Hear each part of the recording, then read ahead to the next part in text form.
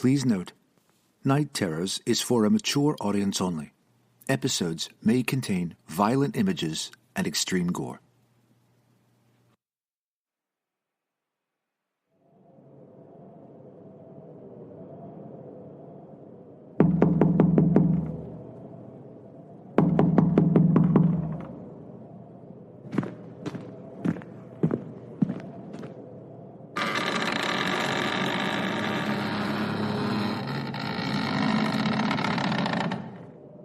Welcome, my frightful friends, to another chilling chapter of terror and torment. Tonight we have a special treat for you, a tale that will slice right to the bone. You see, some debts are easier paid than others, but in this story, our poor hero Rick is about to discover that some bargains come with a steep price. So sharpen your cleavers and ready your nerves as we dive into a tale of survival and betrayal. I call this little slice of horror Flesh and Blood.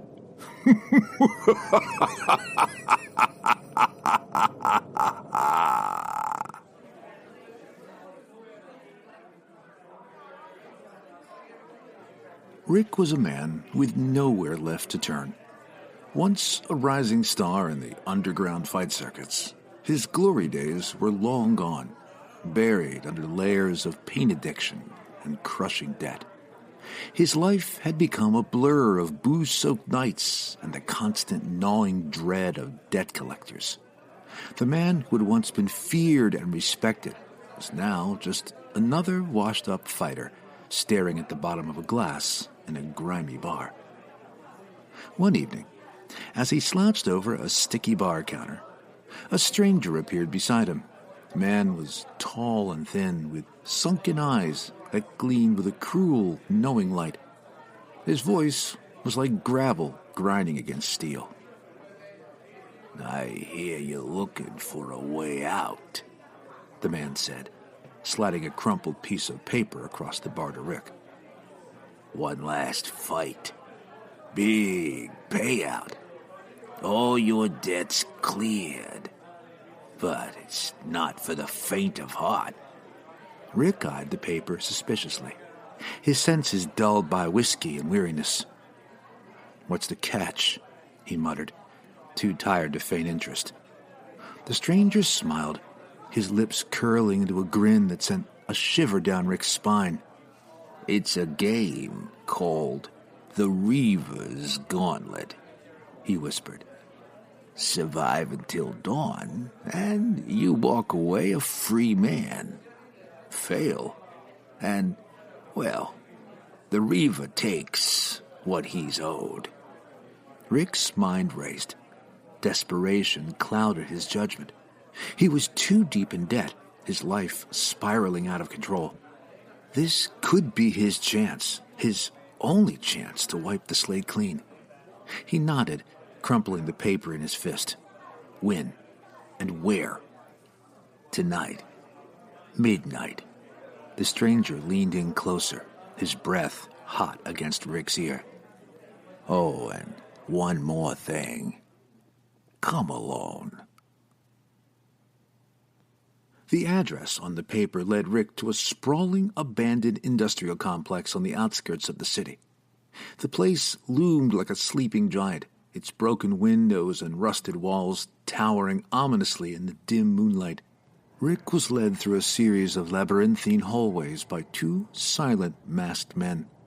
The air grew colder, the smell of rust and something far more metallic filling his nostrils. Blood. Fresh blood. Finally, he was pushed into a large, dimly lit chamber where 5 other fighters stood huddled together, their faces a mix of fear and determination. A burly man with a jagged scar running down his cheek. A wiry woman with eyes like daggers. A kid, barely out of his teens, trembling from head to toe. And 2 others, their features hidden in the shadows. They all shared the same haunted look, the look of people who had nowhere else to go. Around them, The room was filled with old, rusted machinery, stacks of steel beams, and dark, shadowy alcoves. In the center, a table laden with weapons, everything from knives and machetes to bats wrapped in barbed wire. Rick's gaze shifted from the table to the other fighters. He knew better than to trust anyone in a place like this. They were all here for the same reason: survival. A crackling sound filled the chambers as a voice boomed from an unseen loudspeaker. "Welcome to the Reaver's Gauntlet," it announced with a grim authority. "The rules are simple. Survive until dawn by any means necessary, and you're free to go. Fail, and the Reaver will claim his prize." The metal door behind them slammed shut with a deafening clang. Rick's pulse quickened as he scanned the room, the reality of his situation sinking in. This wasn't just another underground fight. This was something far worse. Then, from the shadows at the far end of the room, the Reaver appeared.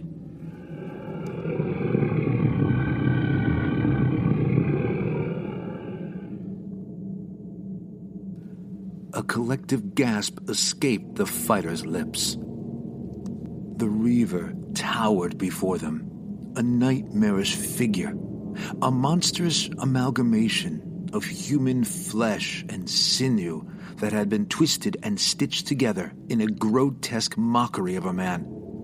Standing over 7 feet tall, its frame unnaturally gaunt yet powerfully built, muscles bulging obscenely beneath a patchwork quilt of mismatched skin, the flesh covering its body in a sickening mosaic sewn together with thick, blackened thread that pulled the ragged edges of skin taut, leaving gaping wounds that oozed dark, congealed blood.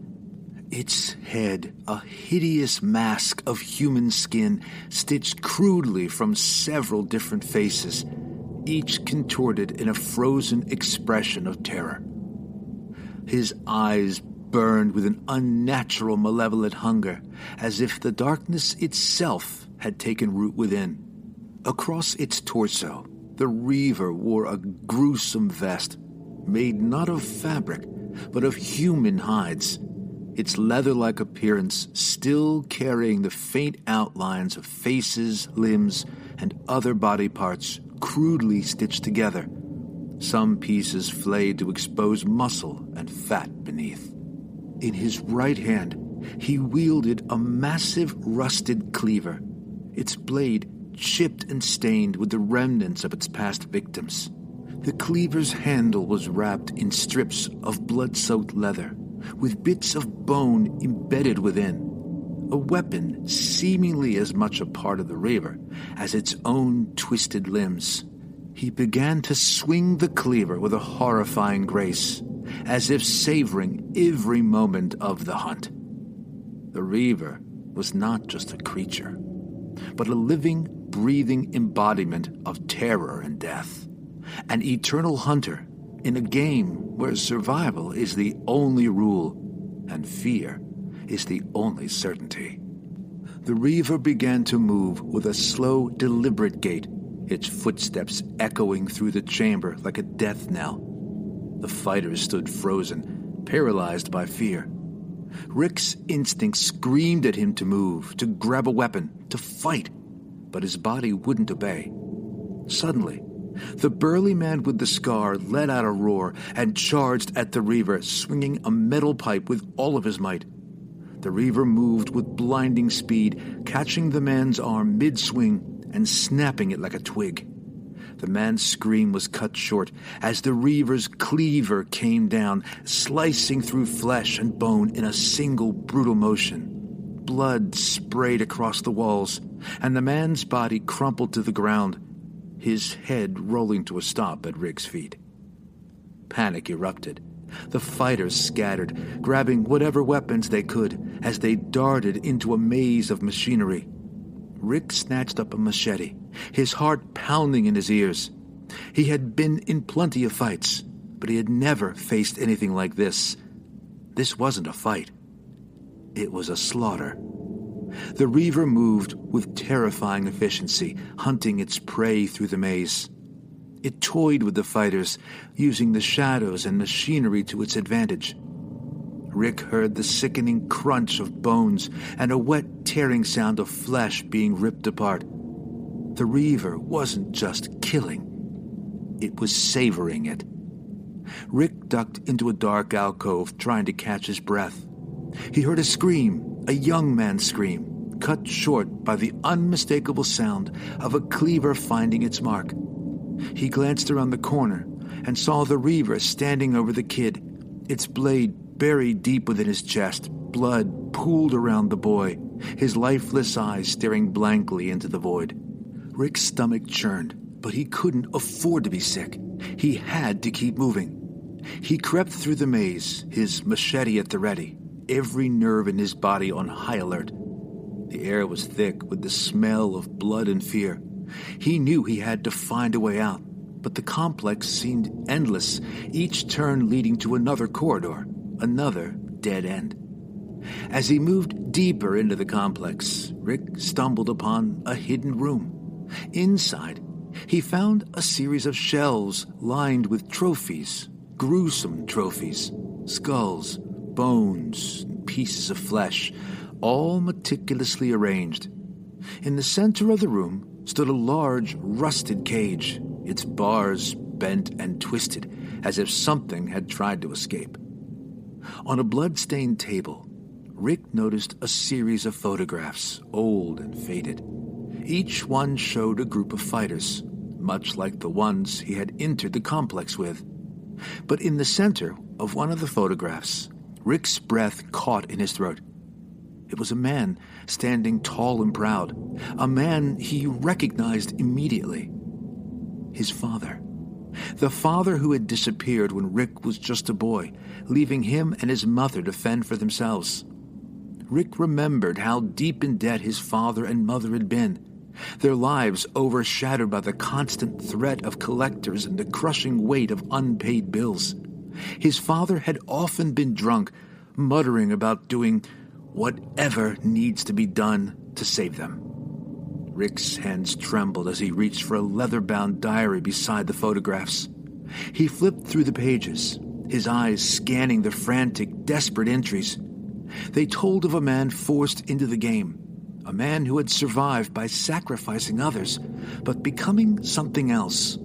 The words blurred as tears filled Rick's eyes. But it was then that he remembered something else, something he had seen on the forearm of the Reaver, something partially visible through the gaps in the stitched flesh.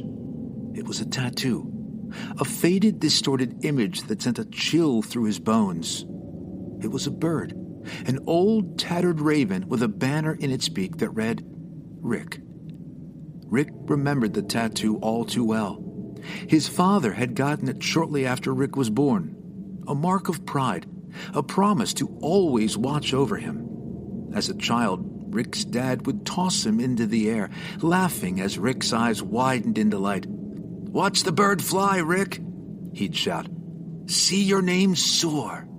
And as his father caught him, Rick would see the tattoo up close, a symbol of safety and love.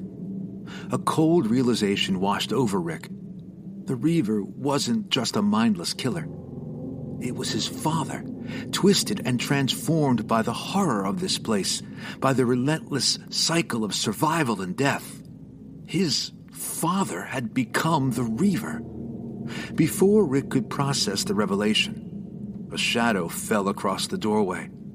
The Reaver had entered, its hollow eyes fixed upon him.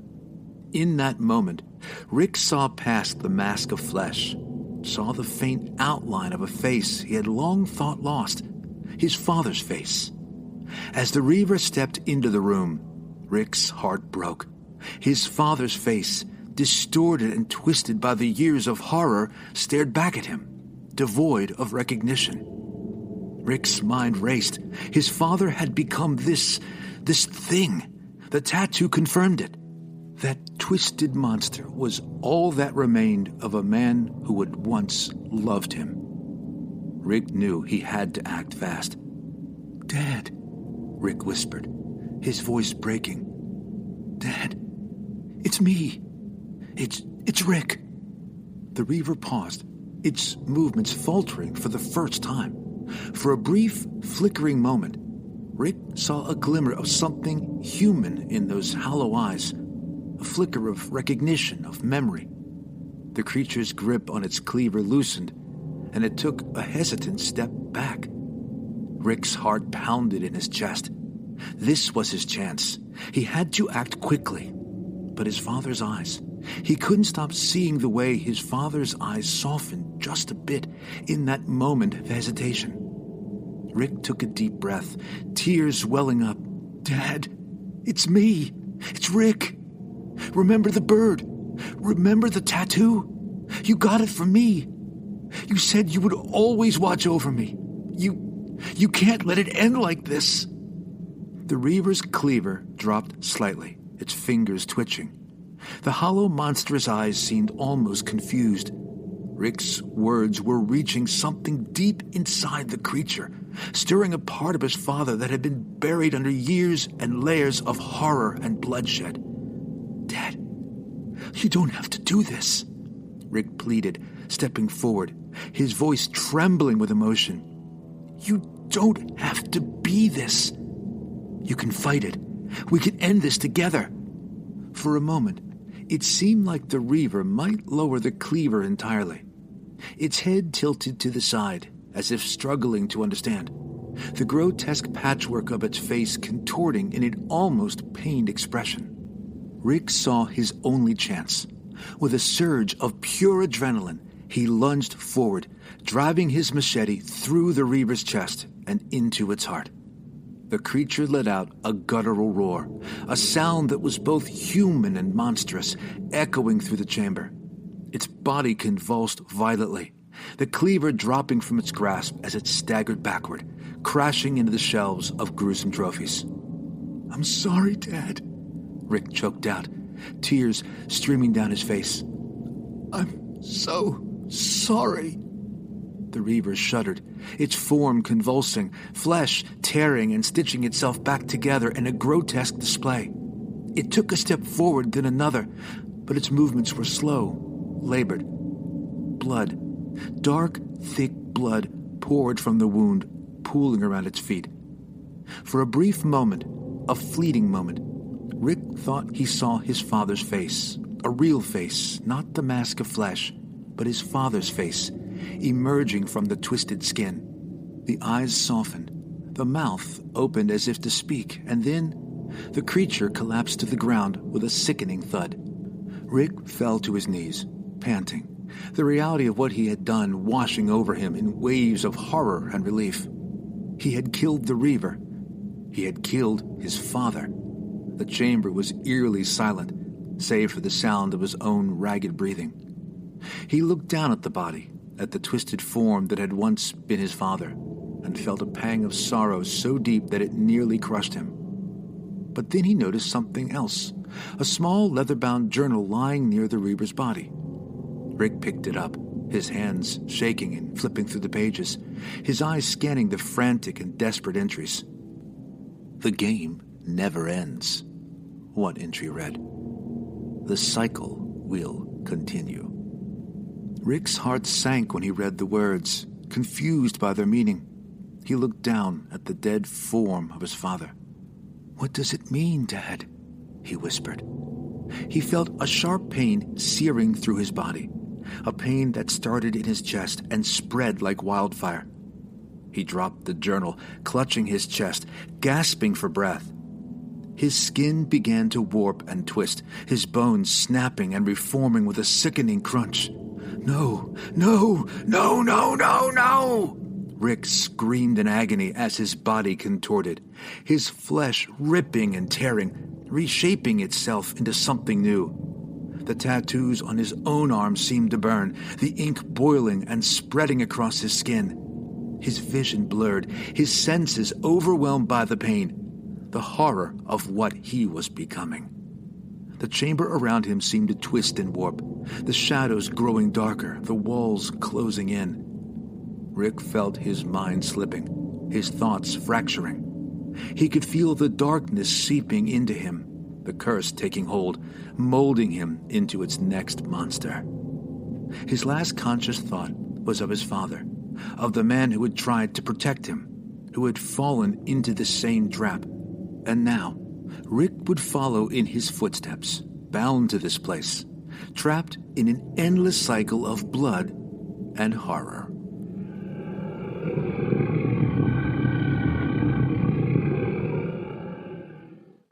Aw, poor Rick didn't find that quality father and son time he was looking for. Let this be a lesson. Next time you're looking for a way out of your debts, be careful what you bargain for, or you might end up with a slice of the Reaver's curse.